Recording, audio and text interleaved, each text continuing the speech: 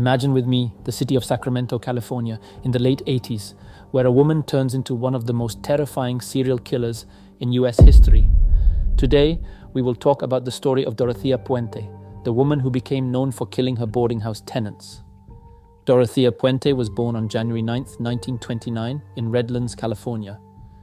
She grew up in a troubled environment and had a difficult childhood. In her adult life, she worked as a caregiver for the elderly and opened a boarding house for the homeless and elderly in Sacramento. Between 1982 and 1988, Puente committed a series of murders that terrified Sacramento. She targeted vulnerable tenants in her boarding house, drugging and killing them, then burying their bodies in her backyard. She exploited their pensions and savings for financial gain. In November 1988, the police began investigating after complaints from Puente's neighbors about the disappearance of some of her tenants. After searching the house, bodies were discovered buried in the backyard. Puente was arrested after attempting to flee. In 1993, Dorothea Puente was convicted of murdering 3 tenants and was sentenced to life in prison without the possibility of parole.